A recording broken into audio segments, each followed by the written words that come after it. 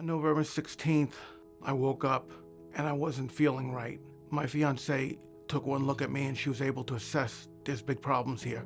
She got me into the car and brought me to St. Luke's emergency room, where the doctors and nurses took over.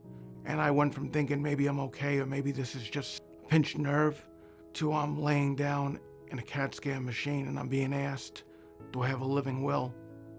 And I knew something was really wrong. Charlie had a stroke. He had major motor deficits when he came here, and we had our entire team working with him, physical therapy, occupational therapy, speech therapy.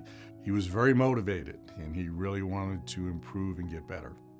Dr. Miller has a bedside manner. He's got a calmness about him. You just kind of feel like things are going to be okay. Dr. Miller is going to introduce me to my physical therapist. And these people seemed to know what they were doing. I mean, they didn't look at me like, oh boy, they were very hopeful. I believed because they believed.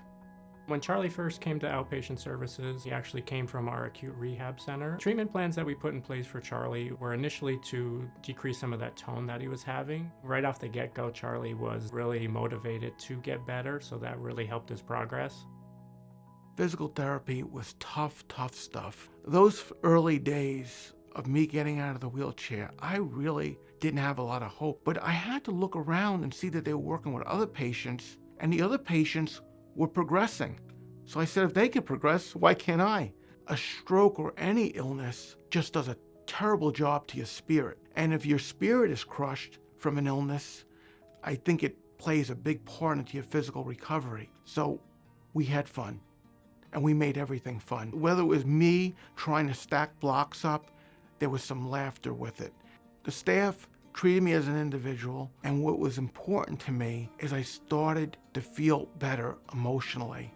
And when you feel better emotionally, the body has got to follow. From a standpoint therapy-wise, he's doing really phenomenal. You could see him returning to getting back to the gym and those things that motivated him a lot before his stroke.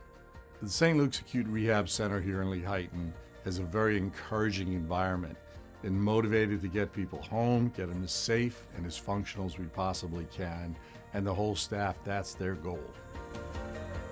It was the best outcome for a really, really tragic situation. There is hope with stroke victims. It really allowed me to have a do-over in this life.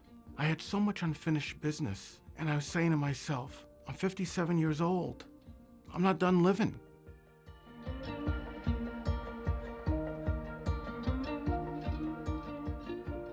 To see more of The Peak TV, check out our website, subscribe to our YouTube channel, and catch us on WFMZ Channel 69.